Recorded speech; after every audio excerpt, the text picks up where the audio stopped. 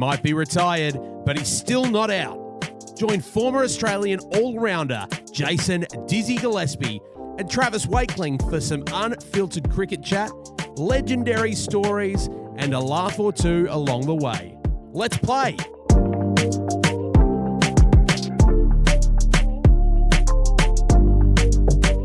That's right, he was dropped after an undefeated double ton and a man of the series performance in 2006 against Bangladesh, and therefore is still not out. What a pleasure it is to be podcasting with Australian Test Cap number 370 of 71 Test matches, tick under 100 ODIs, one T20 international, we'll talk about that later in the episode, and one statue at Adelaide Oval. It's Jason Dizzy Gillespie. Welcome to your podcast. Oh, thank you, Trav. Thanks so much for having me. You call me an all-rounder. I'm not complaining, but that's a bit of a stretch, I reckon. Well, I've noted in recent times your podcast, The Fast Bowlers Cartel, with Glenn McGrath and Damien Fleming, of course. And we needed to talk a little bit more about your batting feats because I'm happy with that. I think that's what you're remembered for, let's be honest. I'm probably remembered for that and a mullet. Which you can see on that wonderful shirt. I think so. So, look, there was a few prerequisites when we started this podcast. And, Dizzy came to me and he said, Trav, I need a really great host. I need someone who is going to be able to wear some shirts with my face on it as one of the prerequisites of this podcast, and someone who's willing to talk about the double ton. You tick a lot of boxes, Trev. And so here we are. It's cost him a lot of money, but here we are, episode 1, getting this podcast underway. But it's still not out podcast. It's in the name. This is a feat of your career that you were dropped after a man of the series performance in 2006, double ton. You were undefeated then, and you're still here plugging away as the man about town. Yeah, and the motto of the story really is don't run out your captain. That's what happened. I ran out Ricky Ponting. He got 50 odd in pretty quick time, and it was completely and utterly my fault as well, Trav. I definitely ran him out. It was my fault. So that's why I didn't want to go back in. Stayed out on the ground as long as I could. Well, you put your hand up, and that's what all good men do. So well done for realising that, Diz. You've done well, mate. Now, I just wanted to get a quick life update from you because for the listeners of the podcast, they're obviously fans of yours. They're probably wondering why you're not coaching. So I think it's a really good point to touch on to start the podcast. What you're up to these days, and I suppose you're doing a lot of the media stuff. So what you're loving about that? Yeah, I suppose. Look, I was coaching South Australia and the Adelaide Strikers, and I'd been doing that for a number of years, and then an opportunity to coach Pakistan Test side came about, and thought that was a really good challenge, something I was really looking forward to.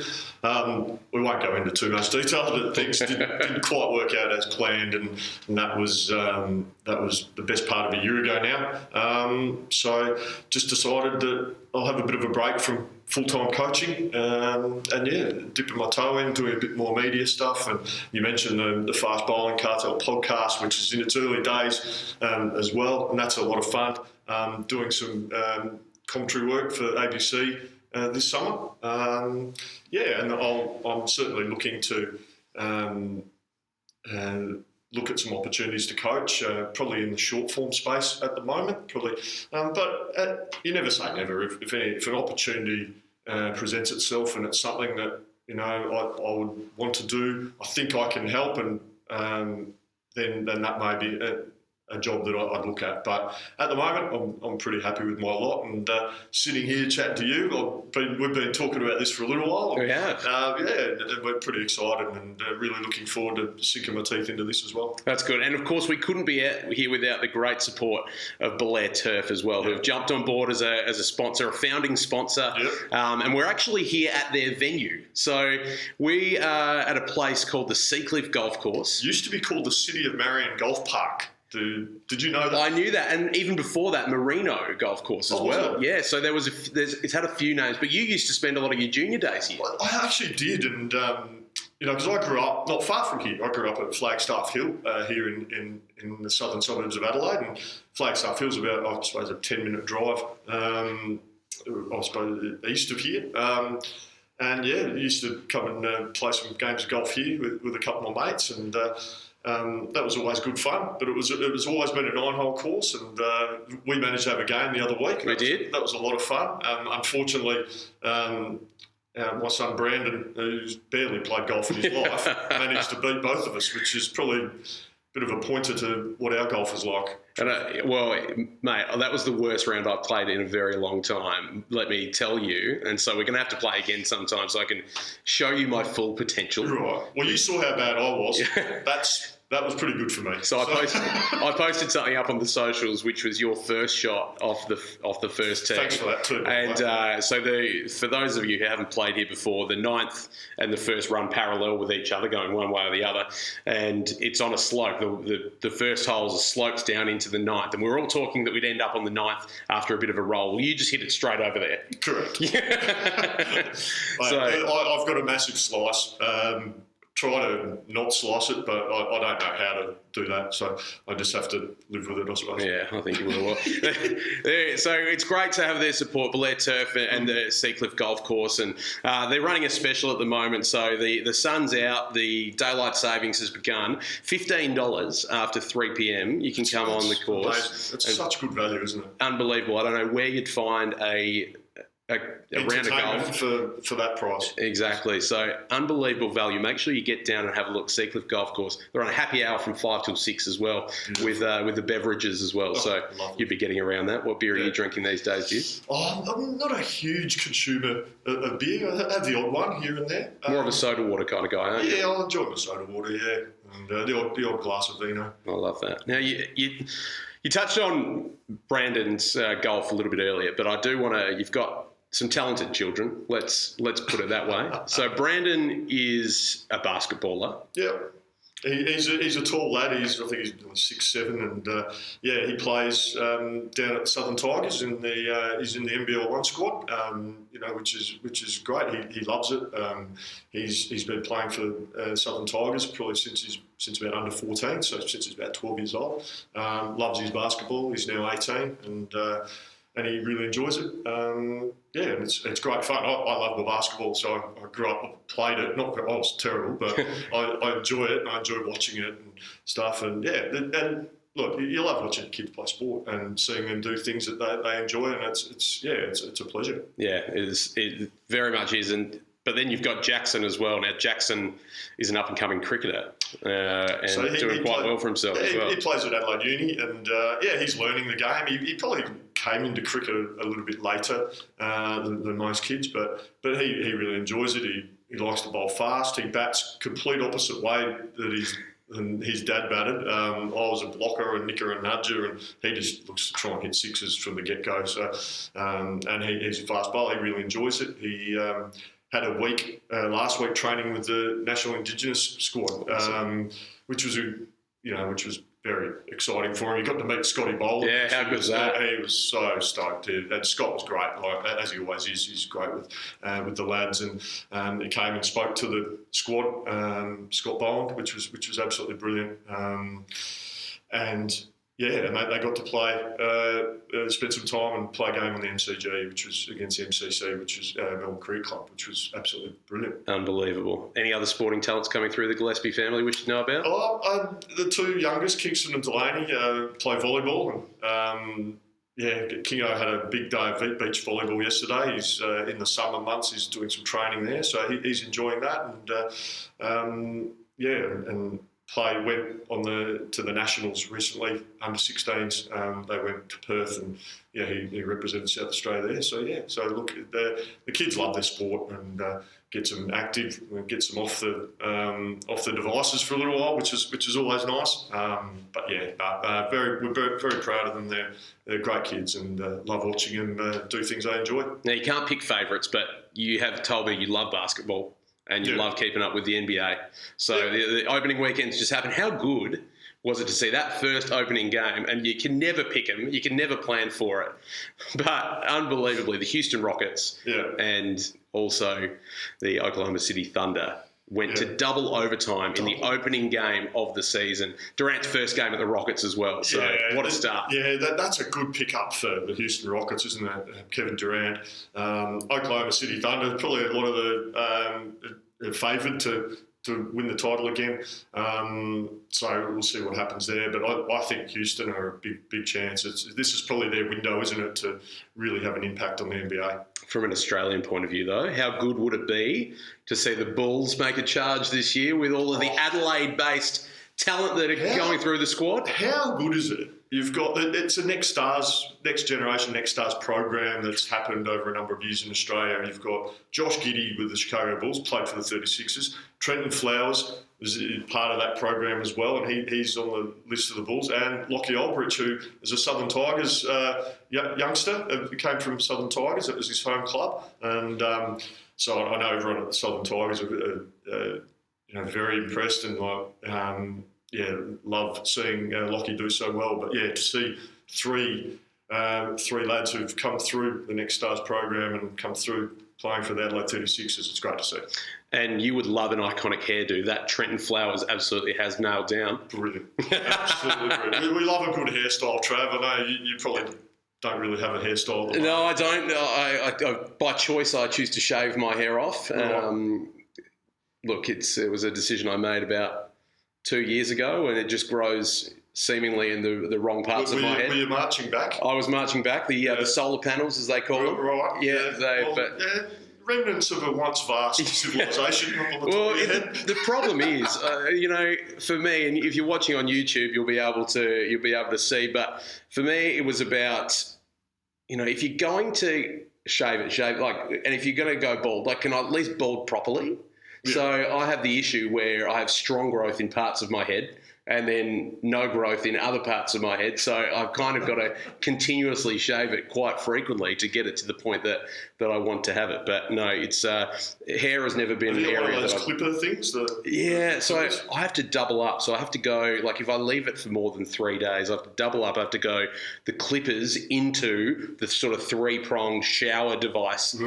So it takes me forever to do it and get it to. So I want it to look good for you today. So I've got a freshly shaved scone today, but no, I am usually leave it a couple of weeks and then I feel like I aged about 10 years in those 2 weeks. But we're going to straighten up and we are going to get into our first edition of the scorecard.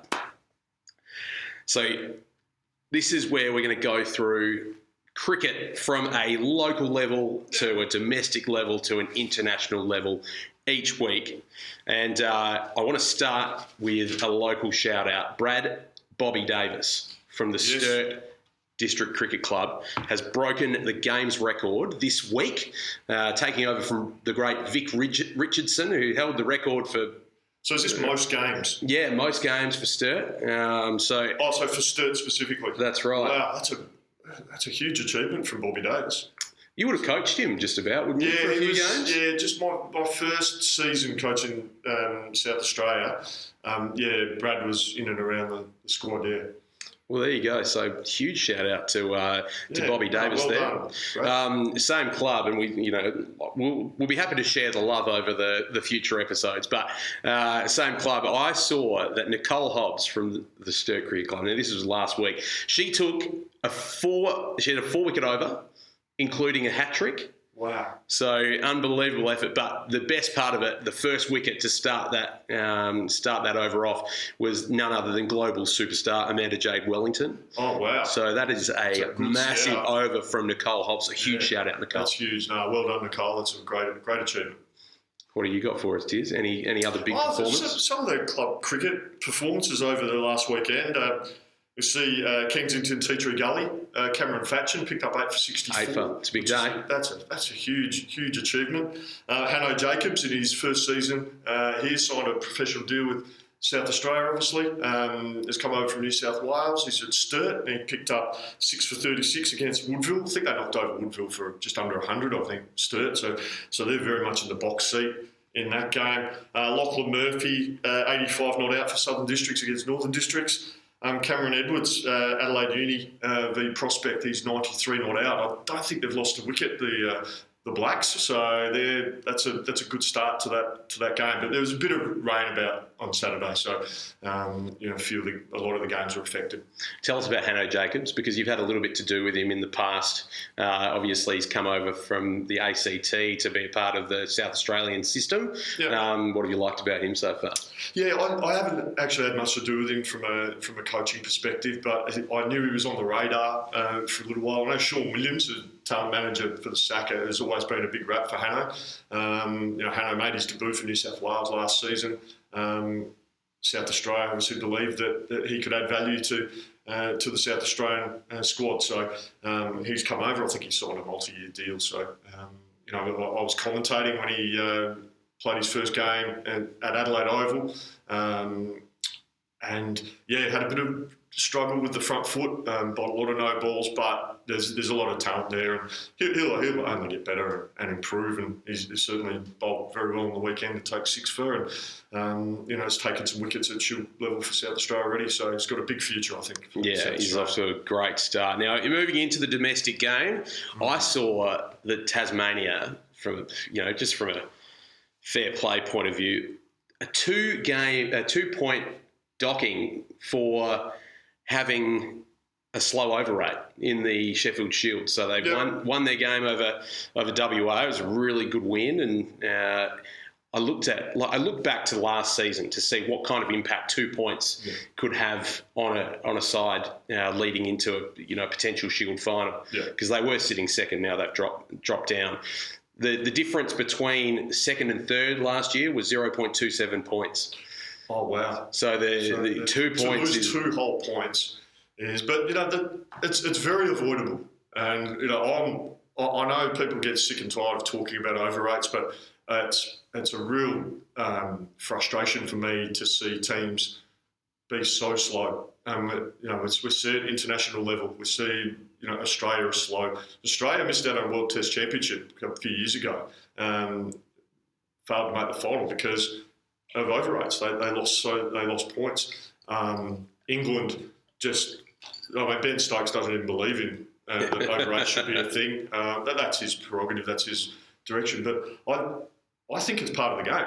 I think that it's a test cricket. So we talk test cricket, first class cricket, but test cricket, it's a test. And part of that test is actually keeping the speed of play at the appropriate time. If someone says they only want to bowl fast bowlers, well, that's fine, but you've got to still find a way to get your overs in time. And if you can't, then you need to be really clear and strategic in how you employ spinners. Do you have, even if you just need to get through some overs quickly? But, I may be in the minority in that thinking, but I don't think it's too much to ask to bowl 15 overs in an hour. I think, we see all these teams have all these team meetings in the middle of the ground between overs and the like. All that information, you should be doing all that planning in your team meetings, away from the ground, off field, in the training days leading up to. So you should know every scenario that comes out on the ground, you have a plan for that, rather than continually having these team meetings every second over on the ground and walking between overs and just taking forever, calling for gloves every 2 overs. I mean, it's just calling for a drink every over. I mean, it's got out of hand. So who's keeping an eye on that? Like, is there someone because obviously the captain's the one who is held responsible, but is the captain really the person who's responsible? I think it's a responsibility of the whole team. You've just got to be quicker. I mean, my solution would be simple in first class cricket, test cricket. There's, from the moment the umpire calls over and hands a cap to the bowler, it's 40 seconds. And then, because we've seen a bit of success in Major League Baseball now, haven't we? They've put a timer, it's 18 or 20 seconds between pitches. So, can we have between overs 40 seconds? So the fielding team must be in place, ready to go, and the batters must be in place, ready to face up in that 40 seconds. That's what I would do. That's my personal little rant. But I just think it's just got out of hand. Because it's 6.5 hours now, and teams still can't bowl 90 overs in a test day. So are we going to go down the AFL path where you get timed for your set shot? Now, I must have been a Port Adelaide fan, and a few years ago, Charlie Dixon was taking a shot to put us in front in Geelong against Geelong, and he got timed out, and he ended up getting tackled as he was taking the shot. But, is that the kind of path that you've got the big screen actually counting it down? Yep, absolutely. As soon as the umpires call over, then the countdown begins, and you've got 40 seconds. They've been experimenting that in the Big Bash, and they have it. It's speeding the game up. Yeah. You've got to. I just think it's unacceptable. Yeah. Simply to play a test match day where you've got to fit 90 overs in, and that usually it's got to be done in 6 hours. Yeah. They still get the extra half hour, and there's still 82, 83 overs in 6.5 hours, and that's just unacceptable. It is. And speaking of slow, South Australians have started slowly this Sheffield Shield season. What do you think that there's a bit of there can't be a premiership hangover, can there? No. They've been pretty focused. What do you think is going through the heads of those guys? They'll be fine. They had a good win in one days, but played a good game against Victoria. But the Shield, yes, they've missed out the first couple of games, but they've had call-ups to the Australian side, to Australia A. They've had a couple of injuries as well, which hasn't been ideal. So, look, I think, those sort of things are almost a price for success, because players get noticed, players get recognised to go up to the next level. The Aussie A call-ups, so the Henry Thorntons, Liam Scotts, Nathan McSweeney's, for instance, to name a few. It does test your depth, your squad depth, but they'll take it in their stride. I think they're a very good squad, very good team, very well led by Nathan McSweeney and Ryan Harris, the coach. I'm really confident that South Australia will have another really good season, and hopefully they can get another trophy in the cabinet. Well, it's been interesting. It's not like none of their players are having a really bad start to the season. Everyone's contributed at different points. They just haven't put it all together in the one game. So that's what they'll be looking to do, and just find that connection that they had so well last season, which it seems like they're starting to do in the One Day Cup. Yeah, most certainly. And I'm really confident that South Australia will do very well. They're an exciting team to watch. They're a real positive team. But yeah, they'll be looking to get a couple of big ins soon. I think Brendan Doggett, is fit and ready to go for the next round of Shield. He's a big in, and he'll be pushing his case for Australian selection, which would be absolutely brilliant. But there was some good performances in round 2 of the Shield. You want me to go through a couple? Oh, mate, I'd love to hear them. Would you?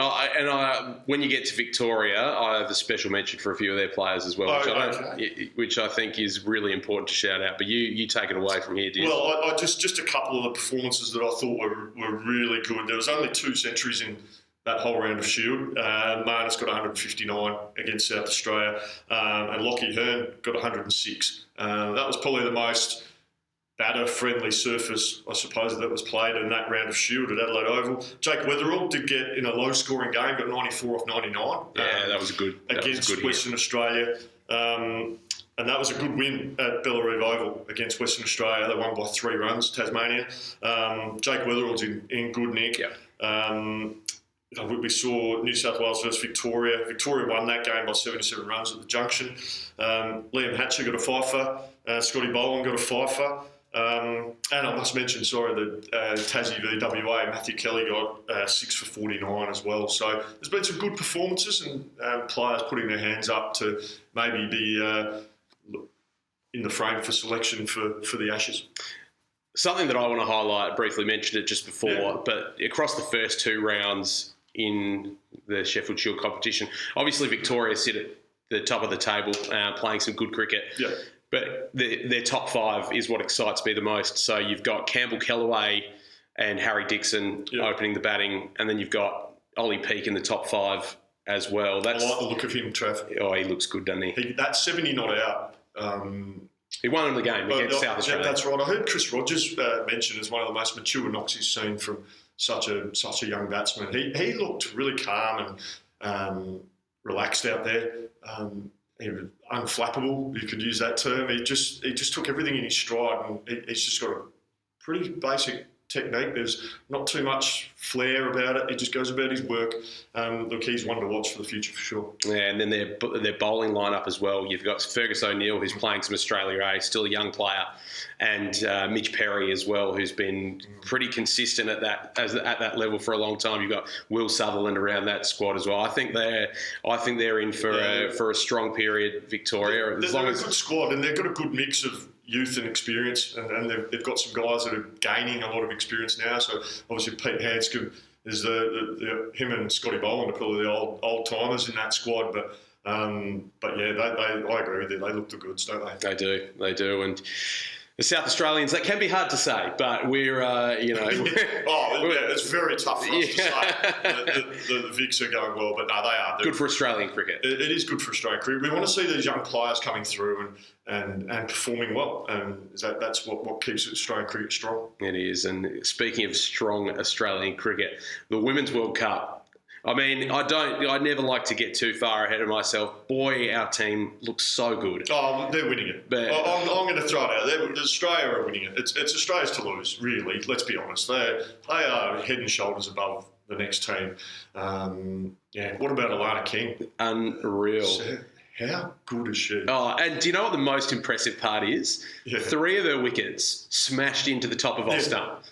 They just got that drift in and then spinning. Well, she gives it a real rip. Yeah. But I agree with you. They're just beating batters neck and crop. It's just great to see. Well, I could see with her, you could put the 5-cent coin on the pitch. She's so accurate. She hit it every time. Yeah, I agree. Yeah.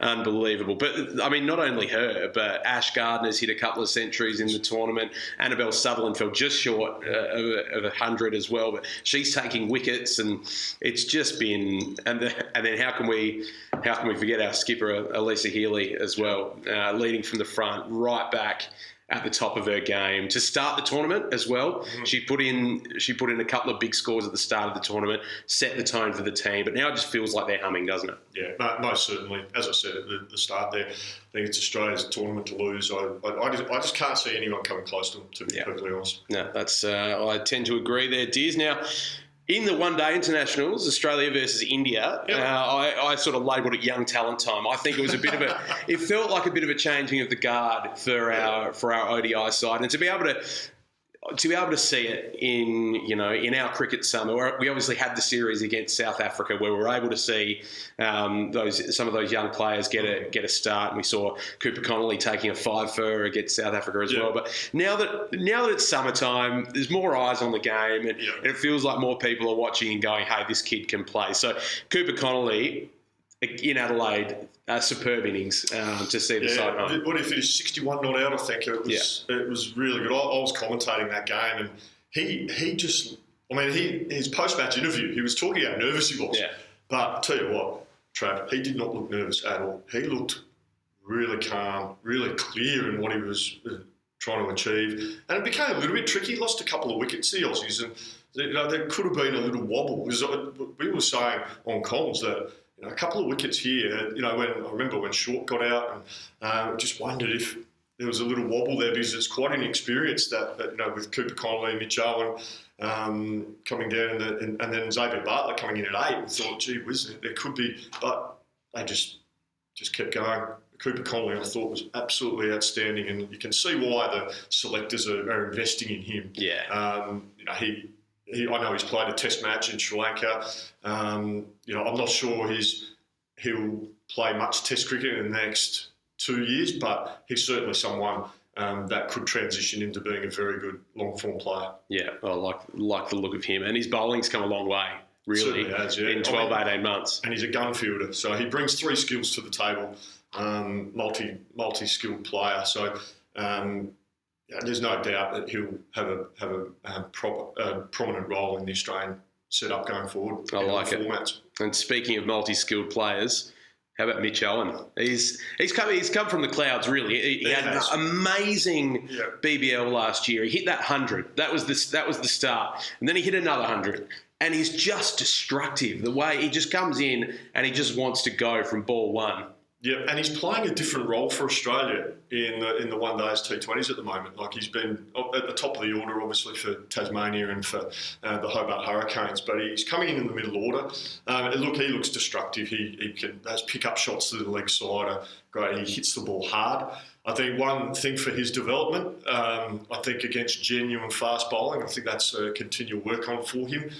Sometimes just looks to fish at the ball a little bit at that higher end pace, but that'll just come with experience.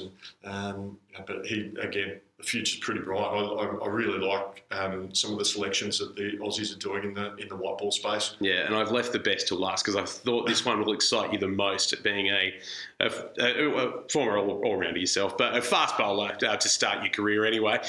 Xavier Bartlett. Now, why isn't he being picked in every single white ball game? Because he impacts every time he plays. His numbers are extraordinary. I think him and Ryan Harris got the most wickets, I think, after the first 5 or 6 games in the history of one-day cricket for Australia. So he's in pretty good company there, Xavier Bartlett. But yeah, he's a fantastic young bowler, bustling seamer, probably not express, but he's tall. He presents a seam, wrist and fingers behind the ball, and he gets that little bit of shape away from the right-handers into the left-handers. He's a tricky customer.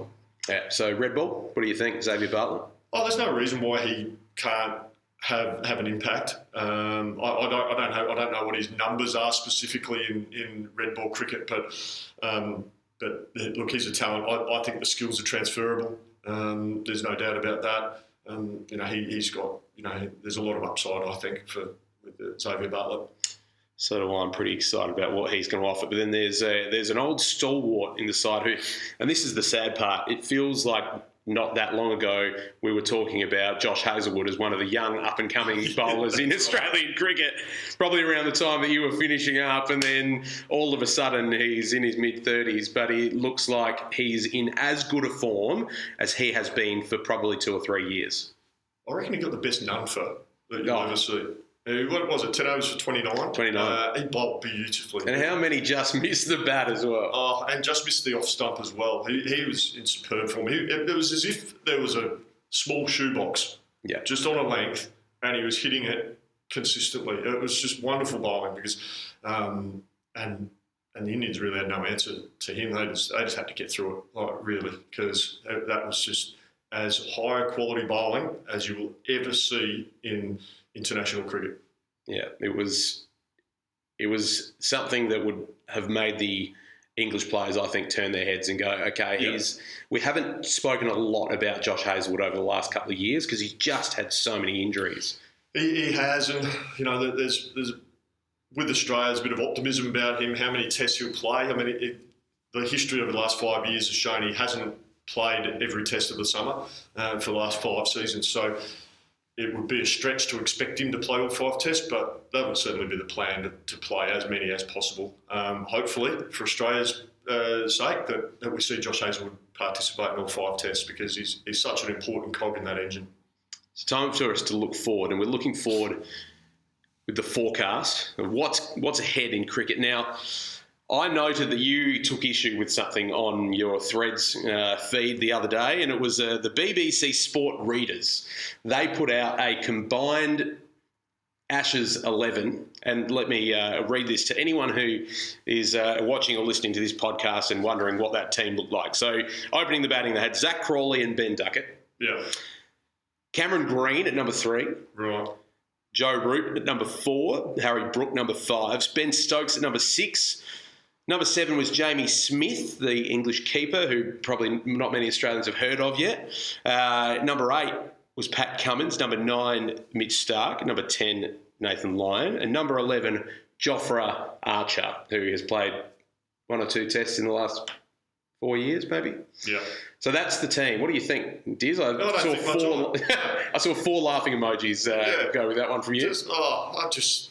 Look, that's a poll and it just creates discussion, doesn't it? It's all good fun, and maybe that's the English way of just trying to stir the pot a little bit. But yeah, I just found it quite funny. I thought I'd have a little crack at my own combined Ashes 11. Mine probably looks a little bit different to the combined BBC readers, but I've gone my combined Ashes 11. I've gone Ben Duckett. I think he's a really good player. I really like how he's He's very aggressive. There's an amazing stat. He essentially does not let the ball go. He looks to play a positive shot, pretty much for every delivery that he faces. He's excitement. He goes out there and puts pressure on bowlers. I actually quite like that. He's similar to the David Warner mould of an opening batter. I've gone Usman Khawaja. His longevity, he's been very good for a long time. I think he's past his absolute best. Still will play an important role for Australia this summer, but I've got him in there. I've gone Steve Smith at number 3. I would love to fit Marnus in, but I just can't. I think Marnus is a very good player, and I know he's spent a bit of time out of the Australian side, but I really like him. I think he'll slot into number 3 for this Ashes series. I've gone Joe Root, number 4. Joe Root's one of the best players I've seen. Full stop. I'm fortunate enough to coach him at Yorkshire for a number of years. Oh, no wonder he's got such a strong forward defence. That wasn't from me. Yeah. Look, he's one of the most coachable players that I've come across. One of the best players I've seen. A lovely lad, and it's actually I really love seeing him have success. Maybe, hopefully, not too much against Australia this summer, but he's just a quality person and a quality player. Then I've gone Travis Head at 5. It was probably a tough one between him and Harry Brook. Harry Brook's highly talented player, but I'm not leaving Travis Head out. End of story. So Trav's in. That's probably your biggest call. Leaving Harry Brook out of this side. Yeah, probably. Yeah, that's fair. And it's a tricky one. So I understand. It's never an easy thing to come up with these lists. Number 6, I've gone the England captain, Ben Stokes. Let's face it, he's a pretty quality cricketer. Yeah. I've gone Alex Carey, wicketkeeper, over Jamie Smith. I think Jamie Smith, in time, that our listeners probably don't know much about Jamie Smith. He is a quality player. He's not actually first choice keeper at his county. So he plays at Surrey. He's a gun batter. He smacks it. He hits the ball hard. He's solid behind the stumps. But Ben Folkes keeps for Surrey, and Ben Folkes is one of the best keepers going around. So he doesn't actually get a game behind the stumps for his county. And then I've gone simply Pat Cummins, Mitchell Starc, Josh Hazlewood, and Nathan Lyon. That's a pretty easy call, I would have thought. That was it. That was as easy as you like. That's no disrespect to the English seamers, but these are generational cricketers in world cricket. For Australia, they will go down as the best combination. They've all got, Lyon's got over 500 wickets, Starc over 400 wickets, Hazlewood is best part of 300 wickets, and Pat Cummins 300 wickets. These are all-time greats of Australian and world cricket we're talking about here. So unfortunately, I couldn't fit any Englishmen in that side. Probably that bowling lineup. Sorry. Probably your reserve bowler Scott Boland as well. Absolutely. Mate, he's got 60 wickets at about 15 trips. Unbelievable. So he's a gun, Scotty Boland. Yeah, I think the English will. They did have one good game against him in that last Ashes series in England, but different conditions over here in Australia. Absolutely. Put him on our flat pitches, and I think he's going to cause some problems for them. Right. So, look, it was an interesting call by the BBC Sport readers, but if any of you watching, Dizzy's just fired back. Just the 3 bombs to make that side. Now, we're looking ahead to Sheffield Shield round 3. So there's a few big, you sort of briefly touched on it, but a few big players back. So Renshaw back for Queensland, Green play for WA and bowl. Webster back for Tasmania. That'll be really interesting. Cameron Green bowling. And I liked what the selectors did for the one-day series. It just felt we might have a little niggle there. Let's just be ultra cautious. No problem. I got no problem with that. That was the right call. And then you've got Steve Smith batting at 4th in New South Wales. Yep. So he was told he could bat wherever he wants. He's chosen number 4. So interesting. New South Wales have named their squad. They've picked a young wicketkeeper, Ryan Hicks, who had played under 19s and that. He's going to be good. Yeah, he's going to be very, very good down the track. So just keep an eye on that. on that young lad. Yeah, we didn't touch on Will Salzman either there as well. Another good one from New South Wales was coming through nicely. And then you mentioned Brendan Doggett back for SA, who could be around that Aussie squad at some point in the summer. Yeah, I haven't seen the squad that South Australia have they released it publicly? Not publicly yet, but you'd expect Brendan Doggett will come back in. Yeah. Henry Thornton, I think, would be in the frame for selection, possibly. I think Wes Agar might be injured. He started the season really well as well. He's done well, Wes. After a probably indifferent season for him last year, but good to see him back in strong form. So out of these players in the Shield, this is a big round because the squad selection. We're going to do our Ashes squads in just a minute. Yeah. But with squad selection not far away, who would you think is under the most pressure to perform? Is it that player who is, really, really close to getting selected, or is it a Marnus who's almost considered a Monty, but if he had a couple of ducks in this game, then I think Marnus is getting picked. Yeah. I think his body of work he's done, because we remember George Bailey and Andrew McDonald have both been quoted publicly as saying that these rounds of Shield cricket will be taken into consideration. Form in these rounds of Shield will be taken into consideration at the selection table. So all players can do is go and perform, and Marnus has got 4 centuries or something like that. So he's very much in the mix. For me, I think he's in. I'd be shocked if he's not batting 3 for Australia this summer for the Ashes. Yeah, well, we're going to see it. I'm going to ask, it's time for your Ashes squad. Now, I've asked you to name 15 players, so we'll see how you can go with keeping to those limits. Start with your 11. Start with your 11, and then how many reserves have you got? Okay, well, I've gone for 16. Okay. Because I thought, well, and the only reason I went that way is because I thought it's worth, just in case something happens to Alex Carey, and it hurts a digit or something, you want to make sure you've got a wicket keeper in reserve. So I've kind of likened it to an Ashes tour where you take, your spare players. So this would be my 11, and then obviously I've got Cummins in there because he will play a role. I think he's been ruled out. Andrew McDonald's officially ruled him out of the first test, but they're really confident that he could be playing the second test, which is great news for this summer's cricket, great news for the Australian side. This is what I think the Australian team will look like, the 11. I'm going to go Usman Khawaja. Yep. I'm going to go Jake Weatherald. There we go. So what do you like? You've obviously spent a lot of time with Weathers. What do you love about it and his growth over the last couple of years? Yeah, I like the fact that he's scored runs in tricky conditions. So Bellarine Oval is really tough in Tasmania there.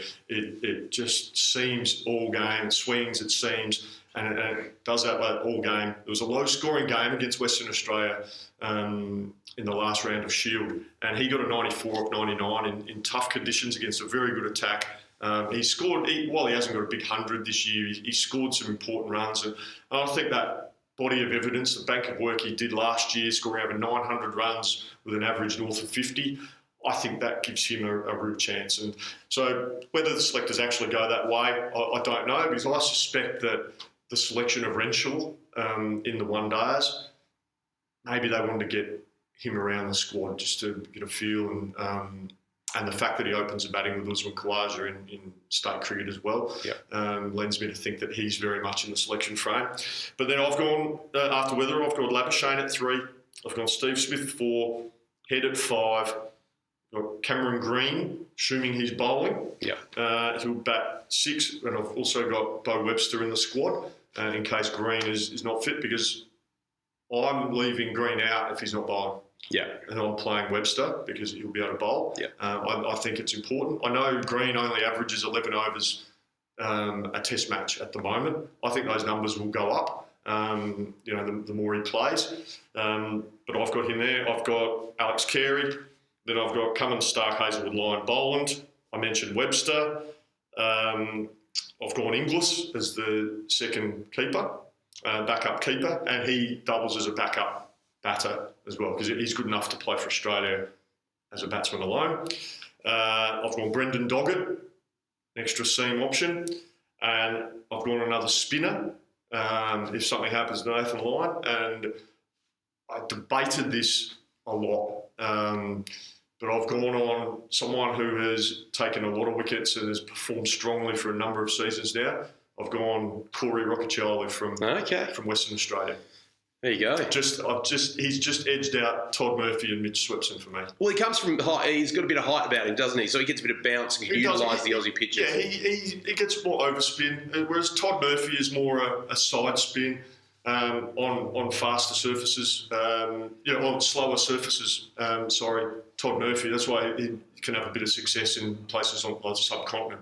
Todd Murphy would be a really good option, but just think in Australian conditions, I think Corey Roccaciolo, and he's performed well. So you're finding that balance between who you think can do the job, has got the attributes to progress, and marry it up with performance, and he's ticked those boxes for me. I like it. Well, can I say that I've gone with 15.5? Because Cummins is not playing the first test, so I left him out of the first test squad. Okay. But he can come in as soon as he's ready and take the place. So we've differed a little bit. So I've gone with Usman and Marnus to open the batting. Ooh, controversial. So I think that Marnus has particularly shown in these Shield rounds, he has loosened up a little bit, and he's been striking the ball at a much faster rate than he'd been known for previously. Obviously, we all remember that innings where he made 2 off 52 against India in Perth last year, and I thought that he was getting inside his head too much, thinking too much about his technique, and probably it almost felt like he was losing his enjoyment of the game, which we know Marnus for being a bubbly, energetic character. Well, I would love nothing more than to see him with a bit of freedom at the top of the innings, get Australia off to a really strong start. We know he's known as spaghetti arms and he's not going to be the big power hitter, but it's more about just looking to score. And I think that he's got a role to play, and obviously plays with Usman Khawaja at domestic level for Queensland. Yep. So I would like to see him get a longer crack with the opening position. And I would also like to see Smith back up at number 3. Okay. So I've gone with Usman, Marnus, Smith at 3. Cameron Green coming in at 4. Yep. Now that's not on a proviso for me that he has to bowl. So I'm picking him as number 4. I think he's starting to work into that position. That's his preferred position. I think he's played well. Yep. Awesome. And he's my number 4. Travis Head, obviously, at number 5. The slug at 6. I love Bo Webster. There's a lot to like about him, isn't there? Not only do I love him as a cricketer, but I love just listening to him speak. He's just such a laid-back, lovable bloke. And well, he brings 3 skills to the table. Obviously, his batting's very good. We know that. He bowls useful. His career's projected upwards since he started bowling seamers. Why he was mucking around with off spin for so long. He's got he took 2 wickets with off spin in Sri Lanka. Well, that is true. But I think if you're big, over 200 centimetres tall, surely you're just running a bowl seamer. But a lot to like about it. And he catches everything in the cordon as well. Oh, I love having him and Cameron Green in the cordon at the same time. You only need 2 slaps. You don't need anyone else.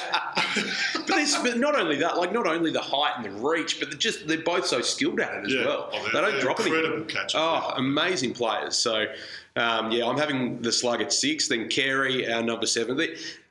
Alex Carey's record since he fell in the pool in Pakistan it is gone. His career has gone from strength to strength. Then he, of course, walked out of a barber, reportedly, which he's profusely denied. He's one of the nicest blokes going around. I can't ever imagine him doing that. His keeping has continued to get better and better. He's turned himself into one of, if not the best keeper going around at the moment. I think he had a masterclass a few years ago in Pakistan. I think it was 2022. It was flawless wicket keeping in tough conditions.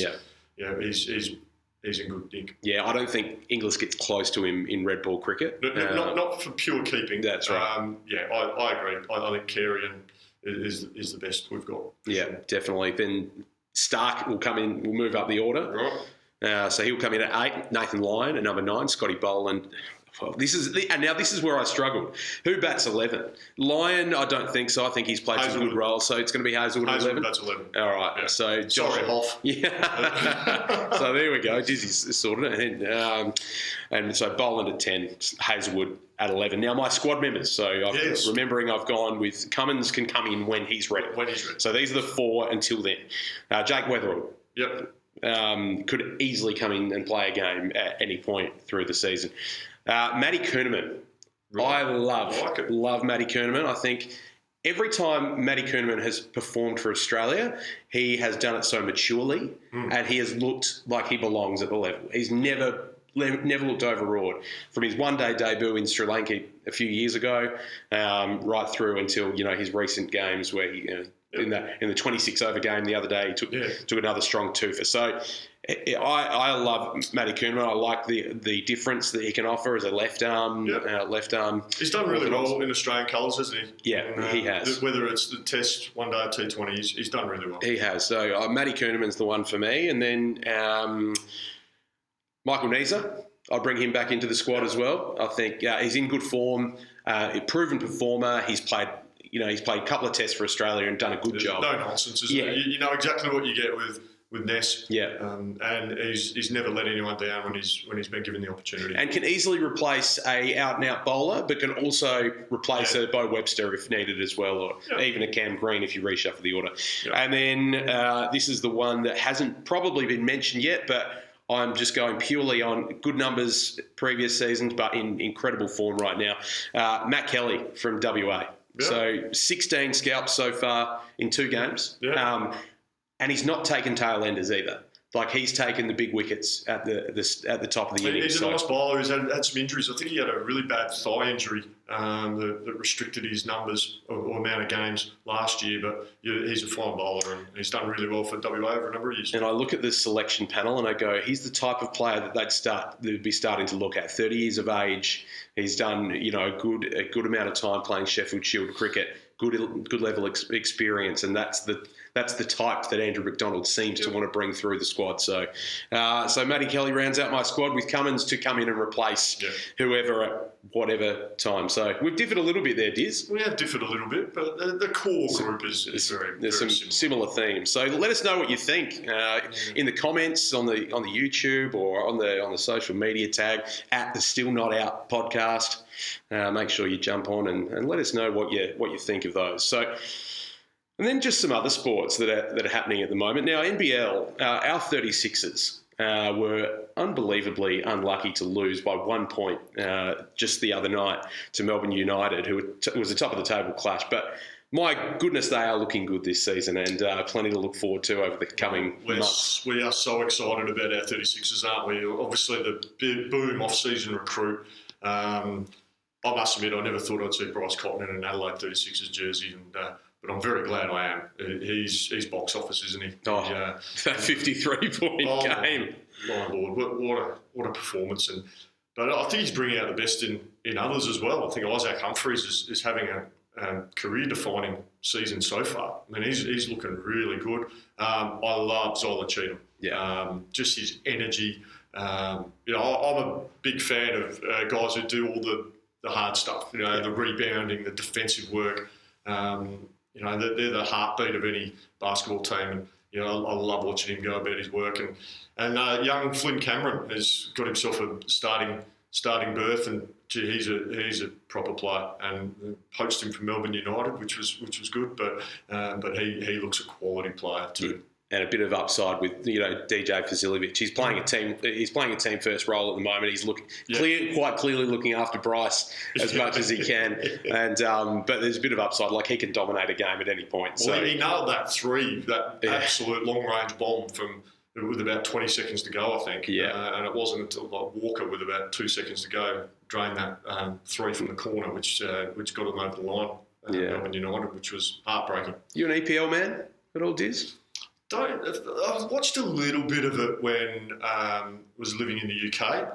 Obviously, you got nowhere to hide because it's the number one sport over there in the UK. But we saw Ange got got his marching orders from Nottingham Forest after how many days? It was less than 40, wasn't it? Yeah, 39 I think it was. Was it? Yeah, Wow. still getting paid out his contract, mind you. So It's a proper merry-go-round, isn't it, with the managers in the EPL, and it's crazy, isn't it? So this is, I couldn't help but make a striking resemblance between this situation with Ange and your short time at Pakistan cricket. Like, you feel. I mean, 39 days is a whole nother level, isn't it? But I'm actually a Spurs man, and so I loved Ange. Obviously, we didn't have a great English Premier League season last year, but to bring the silverware and see what that meant through the Europa League and. Did you agree with that decision? No, not at all. Yeah. Not at all. I thought everything he was saying, and it was clear even before Europa League final, and they won the cup, and his messaging was clear that that's what they were looking to do. They wanted to get back into Europe, and I'm right in saying they had a lot of injuries as well. Oh. Yeah, unbelievable. My two sides, Port Adelaide and the Spurs, both got absolutely rorted by injuries last year. But look, I personally would have given him another year. I think his first season in charge, they finished 5th, and they were really competitive. And then look, it was an abysmal wait if you looked purely at the table last year. But to then see him get 39 days at Nottingham Forest is just. It's bizarre. It's bizarre, but he probably won't get another job in the EPL again. So from his perspective, it was probably the wrong job to take in the end. Right. Yeah, it was. Hindsight's a wonderful thing, isn't it? But it just seemed that the players didn't buy into his style of play. My understanding is he's very attacking, and that they were thinking more that the previous manager was very much defence first. Is that right? Yeah. And I saw some comments from maybe one or two of the players saying they can breathe again or something. So they clearly didn't buy in. If you don't have buy-in from your players as a manager, as a coach or whatever, you're not going to go far. You're not going to last long. No. It just seems that the writing was on the wall for Ange. Yeah, well... He'll get another job somewhere. It'll be somewhere, but it won't be in England. I can imagine. I could see him, and it's been talked about a little bit, coaching the Greek national team, or maybe there's another international side. Do you think he'll find his way back to Australia at all? Well, I think that would be the ultimate way to finish his career. Right. So I think when he's done and when he's closer to the end, I think it's time for him to come home. I wouldn't mind him at Adelaide United one day. I mean, the current prop are doing a great job. Yeah, that's right. In a few years' time, you never know. You could bring Ange, although he did coach Melbourne for so long, he probably doesn't want a bar of Adelaide. Yeah.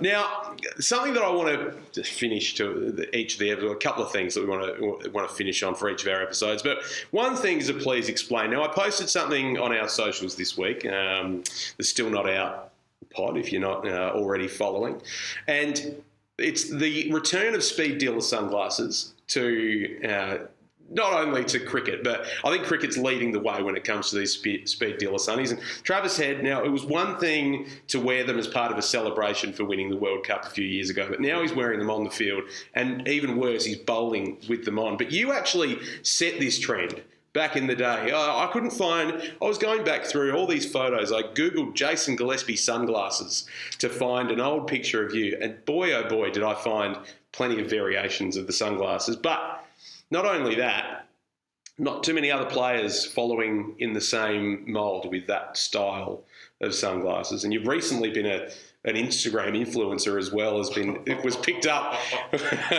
one of my favourite media outlets, Type Media, picked it up and said, put a comment say, "Lol, Jason Gillespie's an influencer now because you posted this photo with these sunglasses on."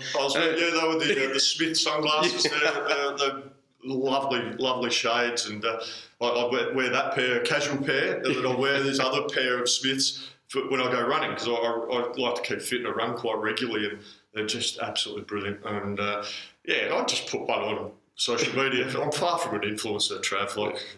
Give me a spell. Well, you're getting there. I've been keeping an eye on your follower numbers with all your media work, and you're the man about town at the moment. You've done about every podcast under the sun. Yeah. So now, obviously, you've just thought, well, I'm just going to do my own now. It's just easier. Yeah. You're always very good with your time on SEN. I'm a producer on SEN. You're always happy to help us out, so we appreciate you, Diz. It's always good to speak to the boys on SEN. Have always been big supporters, and I'm always grateful for their support, like particularly when I've been coaching and that they've always backed me up and put a positive spin on things, even if at times the teams that I was coaching were battling a bit, but always got wonderful support from them. Nice, and of course there'll be people wondering where they can listen to you as well. You over the next few weeks, our next podcast recording I think is about the 18th of November. But looking ahead, yourself, have you got any games that you're doing in that time? People can listen out for your analysis, or you got a few weeks off before the Ashes start? No, I'm doing some ABC, so I'm flying to Canberra to do the T20 there. I'm doing a T20 in Hobart. I'm fortunate enough with ABC to do the first 3 test matches and a couple of BBL games. And I'm also doing a little bit BBL stuff with Fox. So I'm really looking forward to those opportunities. And because I love talking about the game, Trav. You and I have spoken a lot about cricket and how much we enjoy chatting about it, and to be able to do it on with the national broadcaster is a dream come true. Yeah, I love it. And your final prerequisite of doing this podcast as well was that you get to tell a dad joke at the end of every episode. So it's time for Dizzy's dad joke of the day.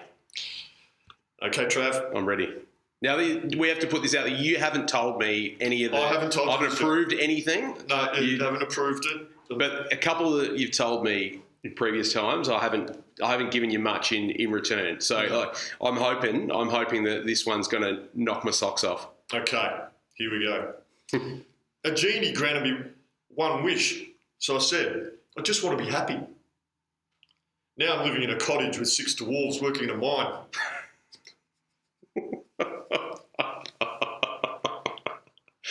Oh, well, I hope our listeners have enjoyed that. I think that's a cracking way. We'll close every episode with one of your dad jokes.